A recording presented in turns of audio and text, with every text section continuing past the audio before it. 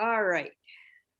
Let's call the annual meeting for the Long Lake Association in Hubbard County to order at 10:05. And I'd like to welcome and thank everybody for coming this morning. And I'm so glad we planned a Zoom meeting instead of an outside meeting in Hubbard. We haven't had rain for a long time, so we get it today. I think it's better if most people keep their microphones muted unless you have a question, and you can use the chat to ask a question also. And we'll try to monitor that as best we can while we're talking. This morning, Keith Manlove, who is the University of Minnesota Master Gardener, will be our speaker. And let's see here. I lost the first slide, so I'm already. No, it's the next one. Okay. So yeah, this is our mission and things like that. And you can read that on the website. It has not changed.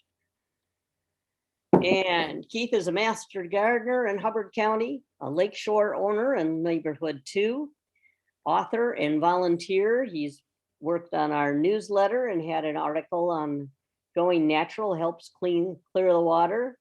The annual meeting, he gave a presentation on gardening lake friendly last year, which was very helpful. In the Spring and Garden magazine 2001 magazine article, Native Plants for the Win, a YouTube channel called Lake Friendly Gardening. And he's a shoreline advisor, Hubbard County Coalition of Lakes Association. So Keith, go ahead and take it away, and we will provide his email later on too. Okay, I will do that. And so I see Nancy has her camera on, Katie, and if everybody else could turn their cameras off, and we're going to have Katie, May, and Nancy turn their cameras and audio on, because this will make this a lot more fun. And while we're doing that, let me start. Oh, there it is, share screen.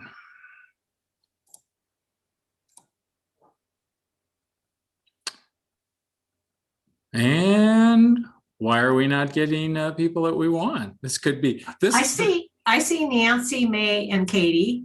I only see Nancy. Oh, I just see you. Oh, weird. Okay, let me do another. I got side-by-side gallery.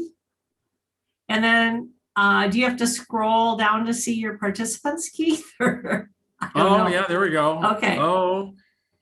Yeah. Yeah, let me see if I can do, oh, I know, there we go. Can I do it that way?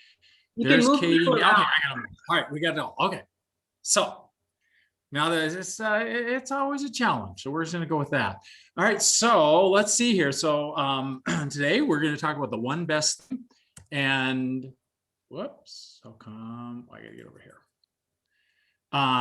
So we're going to play the exciting new game show that everyone's talking about. So you think you know the lake, and our contestants today are Katie Howe, May Tingley, and Nancy Neal. And so it'd probably be too much for a Long Lake Homeowner Association meeting at 10 o'clock in the morning to give everybody a big round of applause. So we will skip that and we will get right into it. Where did you go? And so here we are. So for May, Nancy, and I got to find, let me make this bigger so I can get Katie in there. There we go. There we go again. We keep jumping around and I keep losing my contestants. Well, we see them. There we go. All right. So question number 1, this is for Nancy, Katie, and May. What common nutrient has the greatest negative impact on water clarity? Is it nitrogen, phosphorus, or potassium? And they're going to hold up there yet B, and A. And the correct answer is phosphorus. So I got to make up a score sheet here. We got, so Nancy and Katie, right? Doesn't really matter. And okay. And so that is correct. And phosphorus is, it's water quality enemy number 1. excess phosphorus, it fuels the overgrowth of aquatic plants and algae. It can decrease or can cause blue-green scums along the shore. It decreases water clarity, which is something that we're all concerned about. And it diminishes oxygen for the fish. And where we're having a warm summer, warm water has less dissolved oxygen in it than colder water. And so, it puts us in a situation where we could have a fish die off. All right, so moving on to question number 2. How many pounds of algae will 1 pound of phosphorus feed? Is it A, 5, is it 50, 500, or a whopping 5,000 pounds? All right, answers B, C, and D, and the correct answer is 500, and that's 1 for Katie. We have a tie game going, folks. This is pretty exciting. The Long Lake Challenge, this was established, and I can't remember what the lab was, but to reverse the downward trend in the clarity of our lake, we need to remove 43 pounds of phosphorus every year. And so 43 pounds is like, well, that doesn't sound like much, but that 43 pounds is feeding 21,500 pounds of algae that, as you would imagine, as it's floating around in the lake, it makes it less clear, and it does all the things that we talked about previously as far as impacting oxygen and the overall health of the lake. So going on to question number 3. Which of these is not a contributor to phosphorus pollution? Is it fire pits, pet waste, malfunctioning systems, or outboard motor exhaust? Answers D. And Katie goes with A. And May, what's your answer? Fire pits, pet waste, D. And the correct answer is outboard motor exhaust. And it's a little bit of a trick question or trick answer, because the outboard motor exhaust isn't going to contribute to phosphorus, but outboard motors actually can stir up the bottom, and that releases phosphorus and other nutrients that are in the soil or in the bottom of the lake. And so running an outboard motor does sort of contribute to the phosphorus pollution, but I had to put a fine point on the answer. So where's all this phosphorus coming from? Well, phosphorus is vital to a plant's growth. Thus, plants are high in phosphorus. And when plants are burned, phosphorus is left in the ashes. When plants are consumed as food, phosphorus is concentrated in feces and urine. So manage the ashes in your fire pit. And if possible, locate the fire pit 50 feet from the lake. And so just because they don't necessarily wash into the lake during the rain doesn't mean they won't blow in the wind. Clean up after your pets and keep your septic system in proper working order. And if you can't remember the last time you had your system pumped, it would probably be a good time to do it right now. Next question. Question number 4. The number 1 contributor to phosphorus pollution on most developed lakes is pet waste, stormwater runoff, sketchy mowing practices, or the improper use of fertilizer. Answers? Nancy goes D, D, B. Katie is correct. Stormwater runoff.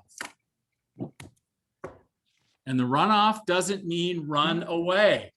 On a developed lot, which we all have, unless you're living in a tent, is compared to an undeveloped natural lot will have a 500% increase in volume, runoff volume, a 700% increase in phosphorus washing into the lake, and a 900% increase in sediment flowing into the lake, all of which impacts the clarity of the water. And since we all live on developed lots, we are all contributing to the problem, but there are things that we can do to minimize stormwater runoff. Which brings us to question number 5. The number 1 contributor to stormwater runoff on most developed lakes is turf grass lawns, roofs and downspouts, paved surfaces, or riprap covered shorelines. Riprap, if that's not a common term, is the rocks that you'll see along some of the shorelines. All right, answers. Nancy with an A, May with an A, Katie, answer, I'd put up A. Correct answer is turf grass lawns. And so that's a point for May and Nancy. And it's a very close game so far. Slow the flow, allowing rainwater and snow melt to infiltrate is the key. So nutrients will be absorbed into the soil and into plants rather than flow into the lake. And so how do I slow the flow? You can mow less area, replace some of the lawn with natural areas. Consider a bee lawn if you're not familiar with that. There's like clover. I know it's a type of thyme, and then there's another one, but it's essentially it's a different type of. It's not grass. They are pollinator friendly, hence the term bee lawn. And the other is mow where you walk and play. So think about your lawn as an area rug rather than wall-to-wall carpeting. And then also mow less often. Taller grass allows for better root growth, which will increase the amount of absorption and infiltration. All right, so moving on to question number 6. The average length of the roots in a turf grass lawn is less than 8 inches, 8 to 18, 18 to 36, or greater than 36 inches. Answers: A, whoops, Katie, A, correct answer, 8, less than 8 inches. So Nancy, Katie. Not all plant roots are the same. If you look way over here on the left, this is the roots of a turf grass lawn.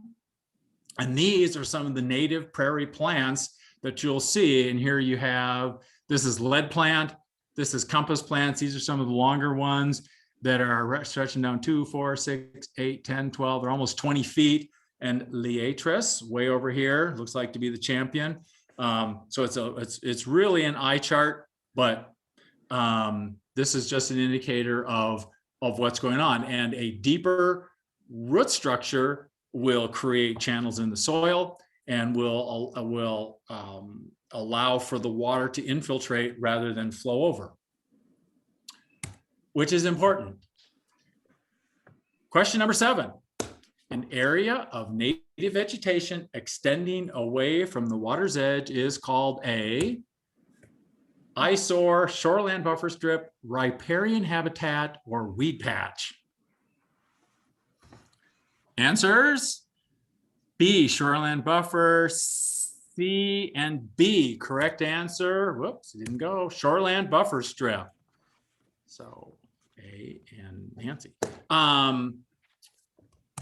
Whoops, we'll go right to there. Question number 8. A shoreland buffer strip reduces nutrient pollution, reduces sediment pollution, stabilizes a shoreline, or all of the above. D, Nancy. She's gonna go with D, and the correct answer is D, all of the above. Infiltration is our friend. A 20-foot wide buffer strip can trap 80% of the phosphorus, 90% of the sediment, and it reduces erosion caused by wave action. And 20 foot doesn't have to be the minimum. The wider, the better. But this is what a 20-foot buffer strip can do if it's well constructed. Question number 9. A shoreland buffer strip slows runoff, provides habitat, deters geese, or all of the above. D, Katie, D, correct answer, all of the above. Boom, boom, boom. The buffer strips will promote the good and deter the bad. A shoreland buffer strip slows stormwater runoff, allowing it to infiltrate, provides habitat for all kinds of critters, and geese love a manicured lawn. So if you want to help keep geese off your yard, think about putting in a shoreland buffer strip. Question number 10, our final one. And here's our scores. Nancy's in the lead. Nancy's in the lead with 7, May at 6, Katie at 5. And question number 10, according to the Minnesota DNR, Department of Natural Resources, Score Your Shore website, natural vegetation should be maintained along what percent of a lot's shoreline? Is it 25, 50, 75, or greater than 95%? D, D, and D. Correct answer, 75%. So Score Your Shore, there's the website. This will get sent out, this presentation, if you want to come and find this. Or you can just go, if you type in Minnesota DNR, you'll be able to find it out there. And it is an excellent resource. It provides guidelines. It kind of shows, hey, these are the best practices for how you manage your property in a lake-friendly manner, which is a good thing. So that concludes the game show. We have, again, since nobody got the last one right, Nancy's the winner, but for participating, yes, good job, Nancy. We have $25 gift certificates for the three of you because you've been good sports and because you played on a game show, so you got to win something. All right. So with that, you can turn off your mics again and turn off your cameras if you want, and I will continue on. So as we move forward, this is data from this is the Long Lake Secchi data. This is for data from 1984 to 2019. I'm sure many of you have seen this, and it shows a downward trend from 12.5 feet in 1984 to 9.5 feet in 2019. And you know, you never know on a chart, is down good or bad, and in this case, down is bad. And as you look at this chart, if you're not familiar, excuse me, with what this is, every one of these dots, this is a year, and every one of these dots represents a different sample. And so they go out, I believe it's once a week during the summertime, and they take samples of the lake, and they've got it's about a 10 or 12 inch diameter disc. It's a black and white pattern, and you lower a rope down. The disc is attached to I guess it's attached to like a tape measure. And then when you can no longer see the disc, you take the reading, and you can see it fluctuates by several feet every year. And so that is dependent upon when the reading's taken. Is there a lot of pollen in the water? Has it been windy and stirred it up? And, you know, various things can impact the clarity of the water. And that's why the overall trend line is what's really important here. And by the way, if anybody would like to be on the water quality committee and go out and assist Sharon in taking some of these readings, I think she is one of the primary primary drivers of this. You know, we're always looking for volunteers.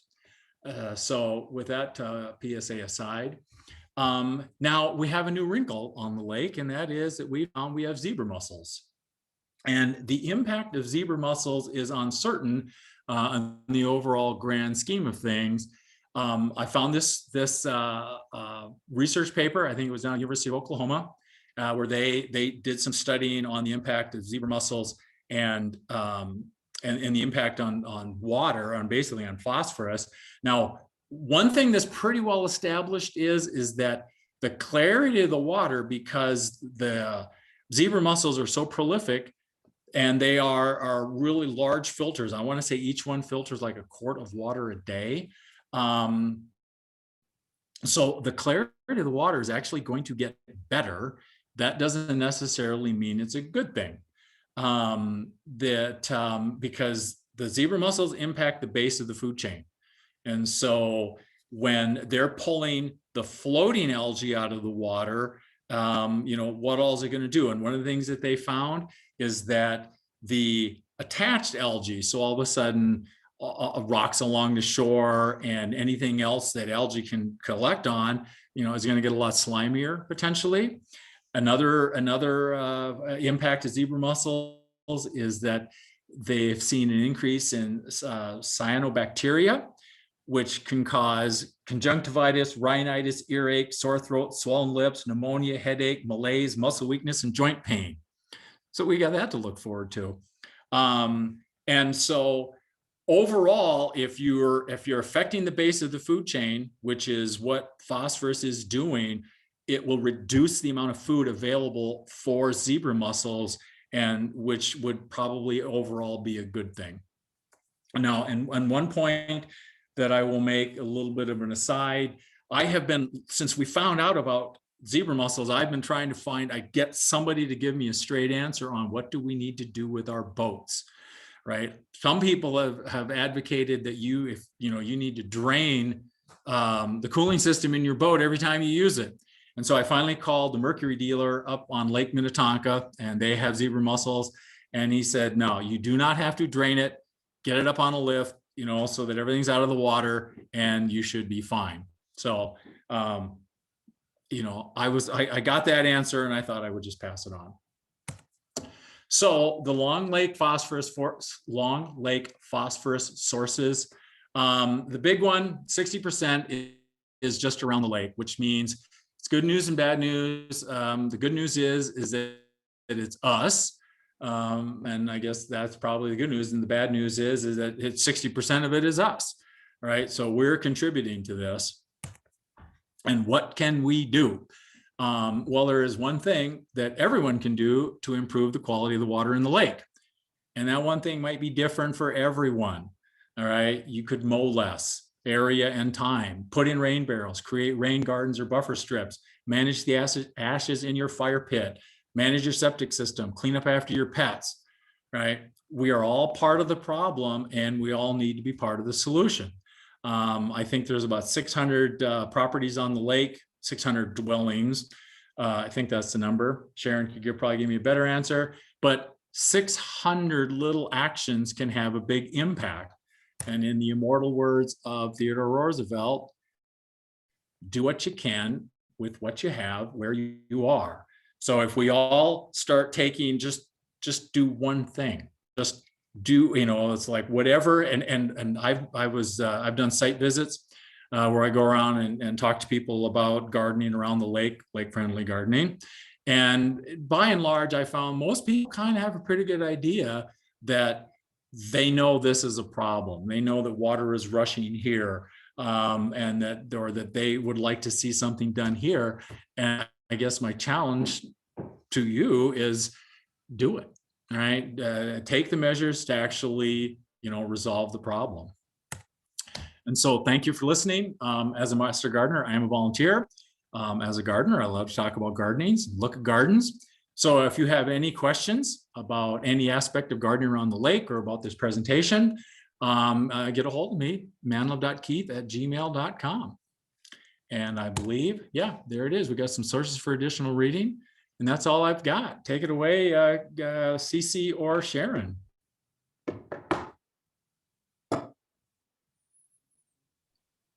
Okay, I gotta get everything up.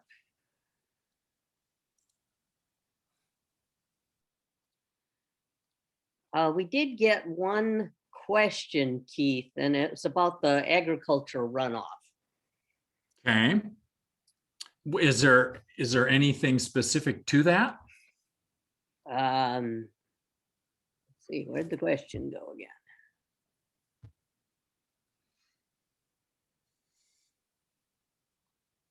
Yeah, I think it was just probably what contributes to it. It's in the chat, and I can't seem to find my.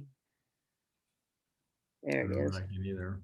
There it is. It says, is runoff from farmland significant? I'm going to say on Long Lake, no.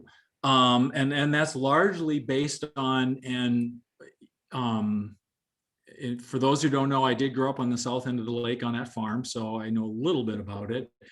But there's, when you look on the west side of the lake, there really isn't any agriculture right close to the lake. And if you go on the east side of the lake, once you come around where 87 bends and heads east again, after it's been heading north as it comes out of Hubbard, or I guess it's heading east out of Hubbard, bends north and then bends back to the east.